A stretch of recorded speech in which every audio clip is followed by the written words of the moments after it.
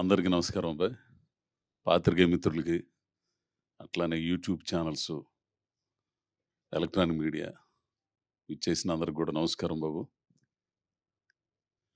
నేను ఒకటే చెబుతున్నా, మనం ఈ మలయాళం సినిమాలని, తమిళ సినిమాలని, మరాఠీ సినిమాలని ఏం కంటెంట్ ఉందిరని అసలు భలేగుండే సినిమాలు చాలా బాగున్నాయి. ఇట్లాంటివి చూడాలని చూసి ఆస్వాదించి ఇట్లాంటివి వస్తే బాగుండు అనుకుంటారు. అట్లాంటిది ఈ సినిమా.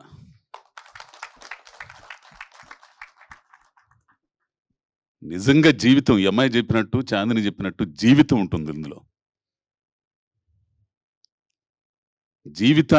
జీవితంలో ఏం కోల్పోతున్నాం, ఏం ఆశిస్తున్నాం, కోల్పోయిన వాటిని మళ్ళా తిరిగి పొందాలంటే ఏం చేయాలి, ఆశించిన వాటిని దక్కించుకోవాలంటే ఏం చేయాలి, కుటుంబాల మధ్య ఉండే ఘర్షణ, బాణాన్న చెప్పినట్టు తండ్రి కూతుర్ల మధ్య ఉండే ఘర్షణ, ఒక మధ్య తరగతి కుటుంబంలో ఉండే ఘర్షణ, ఇద్దరు ఆడపిల్లలను పెట్టుకొని ఓ చిన్న మ్యూజిక్ షాప్ నడుపుకునే ఓ ముసలోడు వాడి లక్ష్యాన్ని సాధించడానికి వాడు ఎదుర్కొన్న పరిస్థితులు, అనుకూల పరిస్థితులు ఎవడైనా సాధిస్తాడు విజయాన్ని, ప్రతికూల పరిస్థితుల్లో, క్షణం క్షణం ఎదురయ్యే పరిస్థితుల్లో ఇండస్ట్రీలో ఉన్న మనందరికి బాగా తెలిసేట్లాంటి ఎన్నో కలలు కానీ ఇక్కడికి వస్తుంటాం, ఎన్ని ఇబ్బందులు ఎదురవుతాయో. అన్నోళ్ళందరికీ సీనియర్లు అన్న బాగా అనకు కానీ అసలు ఎన్నెందుకు, ద మెగాస్టార్ చిరంజీవి గారు ఈ రోజున ఒక మెగాస్టార్గా ఉన్నాడు. ఆయన జీవితంలో ఎన్ని ఇబ్బందులు, ఎన్ని ఒడిదుడుకులు, ఎన్ని తట్టుకొని పడి లేచి నిలబడితే అక్కడ అంత ఎత్తులో ఉన్నాడు. ప్రతి మనిషి జీవితం ఏదైనా, ఏ ఆశయమైనా సరే, ప్రతికూల పరిస్థితుల్లో విజయం సాధించిన వాళ్ళే గొప్పోళ్ళు అవుతారు. అంటే కథ మొత్తం నేను చెప్పకూడదు, టీజర్ చూస్తే మీకు ఈ పాటికి అర్థమై ఉండాలి. బాగుంది టీజర్. ఒక్క మాట ఇది చెబుతా, ఈ సినిమా నాతో చేయాలని ఈ పిల్లోడు శివ అనే పాలడుగా శివ అనే కుర్రోడు 3 సంవత్సరాలు వెయిట్ చేశాడు కరోనా ముందు నుంచి. నేను ఎందుకురా సామె నా మీద ఎందుకు ఇట్ట పెట్టుబడి పెడతావంటే, లేదు మీరే చేయాలండి అన్నాడు. కరోనా అంత అయిపోయింది, పుష్ప అయిపోయిన తర్వాత ఓ రోజున తెల్లారుజామున చూస్తే కారు వేసుకుని ఇంటి ముందు ఉన్నాడు. అమెరికా నుంచి వచ్చి మా ఊరు వచ్చాడు. ఎవరో స్వామి అంటే మీరు చేయాలండి అని అన్నాడు. ఏంది ఇంత పట్టుబడతాడని చెప్పి తీరా సినిమాలోకి వెళ్ళిపోయిన తర్వాత, షూటింగ్కి వెళ్ళిన తర్వాత అతను పడే తపన అది ఎట్లా చెప్పాలో అర్థం కదా నాకు. అసలు నిద్రాహారాలు మానేసి ఆ షాట్ వచ్చేదాకా నేనైతే చాలాసార్లు తిట్టి పడేసా. ఆమరా స్వామి కింద పెడతావు, పైన పెడతావు, ఇట్ట పెడతావు, మొత్తం తీసేస్తావు, ఎన్నిసార్లు చేయాలని చాలా ఇసుగుపడ్డా.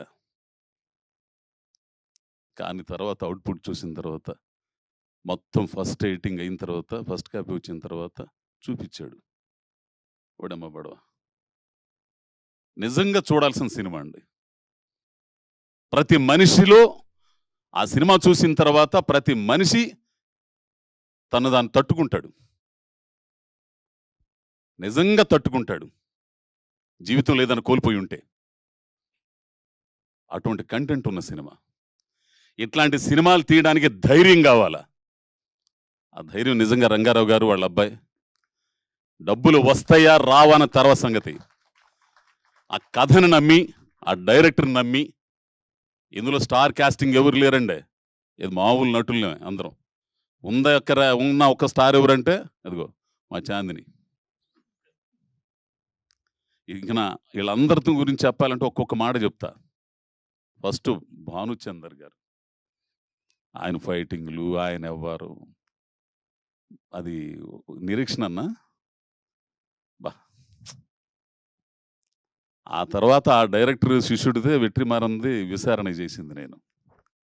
అది సో ఆయనతో నేను 2 సీన్లు ఇచ్చేసాను. ఎంత ఆనందం అంటే నేను చెప్పుకోలేను బయటికి. అది చెప్పుకుంటేనే వాళ్ళు ఎట్టా అనుకుంటారని నాకు తెలియదు. నాకు చాలా ఆనందం వేసిందన్న. అట్లానే ఆమని గారు. ఎక్కడ ఆమనండి, ఎక్కడ అజయ్ ఘోష్. ఆమె నా భార్యగా. ఎంతమంది హీరోలను చూసి ఉంటది. ఆమెతో చేయటం. ఇక నువ్వు చూడగానే ఎక్కడో గాలిద్ది ఆ మనిషిని చూస్తే నాకు. అట్లాంటి హీరో ఆ విలన్ క్యారెక్టర్ అమిత్. అసలు అతని చూపులు గాని, ఆ క్యారెక్టరైజేషన్ గాని ఓడియమ్మ నేను అనేవాడిని అసలు ఎవరినో పెట్టాలనుకుంటే ఆయన ఆ కుర్రాడు ఎందుకు బాబు అని అన్నా. పెట్టిన తర్వాత భలే నిర్ణయం అబ్బాయి అసలు అమిత్.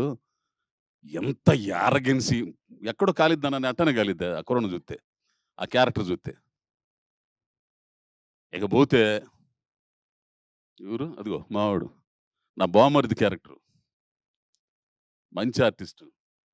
ఇక అన్న దయానందరెడ్డి అన్నతో పబ్‌లో 2, 3 సీన్‌లు చేశానండి. నిజంగా నేను అంటే దమ్మున్నోడితో చేస్తంటే యువతులోడికి కూడా దమ్మెందు మనం తేల్చుకోవాలన్నట్టు ఉంటది. మనం ఎరగదీస్తే కాదు, ఎదుటోడు కూడా ఎరగదీయాల.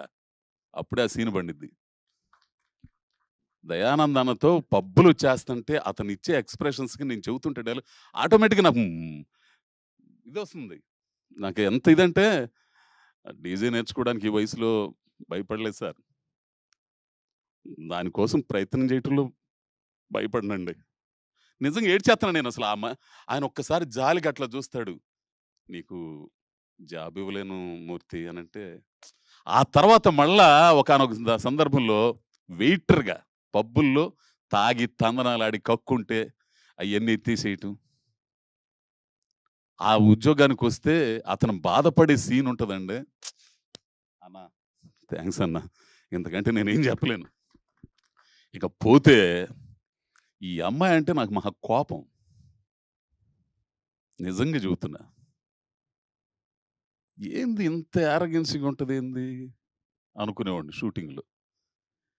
తర్వాత ఈ పిల్లతో చేస్తంటే నిజంగా నేను ఈర్ష్యపడ్డా.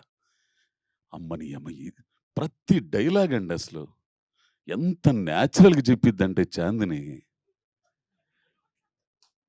ఎంత న్యాచురల్ నేను అనుకుంటా నా మీద నాకు గర్వం ఉండేదండి. యమ్మ మనం భలే ఇరగదీత్తాంరా! ఏంది ఇంకా రాలేదు ఈమె షాట్‌లోకి అని అనుకున్నా. వచ్చిన తర్వాత ఆ అమ్మాయి మైండ్ అసలు అంటే నాకు కోపం ఉంటది మళ్ళా. ఏంది ఇంతసేపు నన్ను ఇక్కడ నిలబెట్టి ఈమె అనుకునేవాడిని. తీరా వచ్చిన తర్వాత ఈ అమ్మాయితో చేస్తుంటే, "ఓరి యమ్మ మనల్ని మింగేత్తుంది ఏందిరా బాబు" డైలాగ్‌లో అనుకుని ఇంకా ఎట్లా చేయాలి?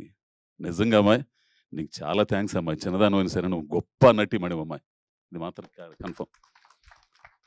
అంటే కసి పెరిగిద్ది కొందరితో చేస్తుంటే తెలుసా? ఊరక మనం చేయగలనే కుదరదు.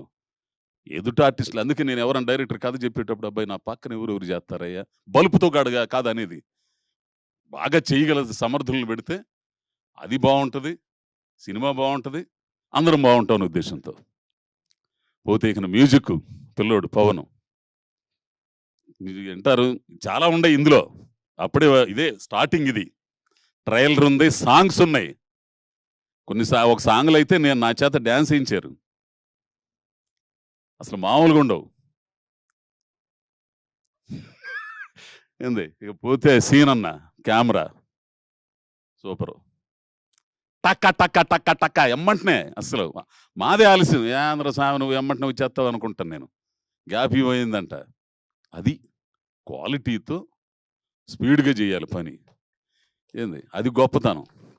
ఓహ్! పెట్టి లైటింగ్ పెట్టి ఓ పూటల్లో పెట్టి ఎప్పుడుకో తీసి ఈ మధ్యలో ఏదైనా డైలాగ్ కనెక్షన్ అయితే మళ్ళా లైటింగ్ సరి చేయటం ఇయన్నీ గాదు. పోతే ఇక నాగేశ్వరరెడ్డి గారు. నువ్వు 11 గంటల సినిమా దాన్ని 2 గంటలకి ఎట్టా తీసేవాళ్ళు కంటెంట్ చెడకుండా గొప్పోడు. ఈ మనిషితో నాకు చాలా ఇదనమాట అసలు. ఇప్పుడు అవుట్‌పుట్ ఇచ్చిన తర్వాత మీరక్కడ పెట్టేసి ఎళ్ళిపోండి నేను చేస్తానంటాడు. ఇదేందిరా స్వామి ఎవడు లేకుండా ఎట్టా చేస్తాడు అనుకునేవాళ్ళం. తీరా ఆయన చేసిన తర్వాత చూస్తే మనకు చాలా దగ్గరకొచ్చేస్తది. మనం ఊరక మార్పులు చేసుకోవటం వరకే. ఇకపోతే అయ్యా ఇంకెవరెవరు రేయ్! ఈడు. ఈడు నిజంగా అంటే మీరు చాలా న్యాచురల్ క్యారెక్టర్‌లు చూస్తారండి ఈ సినిమాలో. నాకు కావాల్సింది అది. నేను ఇందులో ఫస్ట్‌నే చెప్పానే తమిళ్‌లో, మలయాళంలో, మరాఠీలో ఒక న్యాచురల్ క్యారెక్టర్‌లు. చూసే ప్రేక్షకుల ఆ చూసే ధోరణి కూడా ఈ మధ్యకాలంలో మారిపోయింది. కంటెంట్ ఉన్న సినిమాలకి పెద్దపీటేస్తున్నారు. 100,00,00,000 పెట్టి సినిమాలు చూసినా గానీ, వాటిని ఎట్లా విజయవంతం చేస్తున్నారో, కంటెంట్ ఉన్న సినిమాలను కూడా గొప్పగా విజయవంతం చేస్తున్నారు. దానికి రుజువే ఈ అమ్మాయి చేసిన మొన్న 'గామి'. చాందిని చేసింది. తెలుగు ప్రేక్షకులు చూసే ప్రేక్షకుల స్థాయి పెరిగింది. ఆలోచన ధోరణి మారింది. సో, ఈ సినిమా గూడా అడుగో రమేషు మావోడు మా తమ్ముడు. వాడు గూడా ఇంకోటి ఈడెట్లాంటోడో తెలుసా? అసలు విలన్ ఈయనైతే ఈయన్ని మించి చేయాలనుకుంటాడు వాడు. మనం అది ఇది ఇట్లా అసలు అమిత్ చూపుల ముందు అసలు ఎవరు నిలబడరు. నేను కూడా కొనొక టైంలో నిలబడినాం. అమిత్ క్యారెక్టరైజేషను ఆ బలిసిన డీజే. ఆ బలుపు ఉంటది. అంత కోపం వచ్చేది మనిషిని చూస్తుంటే. భలేగుంటదండి సినిమా. ఇది మాత్రం అయితే నేను చెప్పగలను. జనరేషన్ ఇందాక చాందిని చెప్పిందే చాలా గొప్పగా చెప్పింది. ఇప్పుడున్న జనరేషన్ ఆధునిక ప్రపంచంలో జీవిస్తున్న కుర్రకారు అమ్మాయిలు గాని, అబ్బాయిలు గాని జీవితాన్ని చూసిన 50 ఏళ్ల పెద్దోళ్ళు వీళ్ళిద్దరి మధ్య ఘర్షణ ఒక సమస్య గురించే. ఇద్దరు అభిప్రాయాలు, దాంట్లో ఎమోషన్స్, భార్యాభర్తల మధ్య గొడవలు, సమాజం దృష్టిలో ఒక 50 ఏళ్ల ముసలోడు 25 ఏళ్ల అమ్మాయి కలిసి తిరుగుతున్నారు. సమాజం ఏ రకంగా ఉంటుంది? ఈయన కుటుంబం ఎట్లా ఉంటుంది? మూర్తి గారి కుటుంబం ఎట్లా ఉంటుంది? ఇలా కలిసి చేసిన ప్రయాణం ఎట్లా ఉంది? చాలా అద్భుతమైన కథ చేశాడండి ఆ పిల్లోడు. శివ ఎంత అద్భుతం చేశాడంటే, ఇది ఆడిద్దా ఆడదా అనేది పక్కన పెడేస్తే ఒక మంచి సినిమా చేశారు. చూసి ఆహా భలే సినిమారా బాబు, ప్రతి ఓడు అంటే తడుముకుంటారు. రంగస్థలమైన సినిమాని చూసి మనం నడిచొచ్చిన జీవితాన్ని, పల్లెటూరు జీవితాన్ని, మన మూలాలను ఎట్లయితే వెతుక్కున్నామో, ఈ సినిమా చూసిన తర్వాత మనం జీవితంలో ఏం కోల్పోయామో, ఏం కోల్పోయి ఏమై మిగిలిపోయామో ఒక్కసారి తడుముకుంటారు. ఎందుకు సాధించలేకపోయాం అనేది కూడా తడుముకుంటారు. కాబట్టి చాలా ఎక్కువ మాట్లాడాను. దయచేసి ఇక్కడికి వచ్చిన అందరికి కూడా ధన్యవాదాలు తెలుపుతూ, అయ్యా మీడియా మిత్రులందరికీ కూడా మరీ విజ్ఞప్తి చేస్తున్నాను. ఈ సినిమాని జనం దగ్గర తీసుకెళ్లవలసిన బాధ్యత మీది. ఇంకా ట్రైలర్లు ఇవన్నీ చాలా ఉన్నాయి. మళ్ళీ చెబుతాను, నేను హీరోను కాదు. ఈ సినిమాలో, ఈ కథలో నేను ఒక ప్రధాన పాత్ర, ఆ అమ్మాయి ఒక ప్రధాన పాత్ర, అంతే. కథ హీరో. కథ అద్భుతమైన కథ. మ్యూజిక్ షాప్ మూర్తి అనే కథ ఒక నవల, అద్భుతమైన నవల. ఆ కథ హీరో. ఆ పాత్రలో, ఆయన అనుకున్న పాత్రలో మేము ఒదిగిపోయాం అనుకుంటున్నాం. ఒక తండ్రిగా భానన్న, ఓ భార్యగా ఆమని గారు, అమెరికా నుంచి వచ్చిన అమ్మాయిగా అంజనాగా అమ్మాయి, అందరం కూడా ఒక్కొక్క డైలాగులండి ఎంత అద్భుతమైన డైలాగులు ఉంటాయి తెలిసిన. మళ్ళీ మాట్లాడతాం మీతో. ఈ సినిమా గురించి మాత్రం ఖచ్చితంగా మాట్లాడాలి. కాబట్టి అందరికి ధన్యవాదాలు తెలుపుతూ, స్వామి అందరికీ థ్యాంక్స్ స్వామి. ముఖ్యంగా మా అజయ్ భూపతి, నన్ను ఎంతగానో ప్రేమించే అజయ్ భూపతి ఈ మ్యూజిక్ షాప్ మూర్తికి వచ్చి టీజర్ లాంచ్ చేసినందుకు చాలా ధన్యవాదాలు చెప్పుకుంటున్నాను స్వామి. Thank you.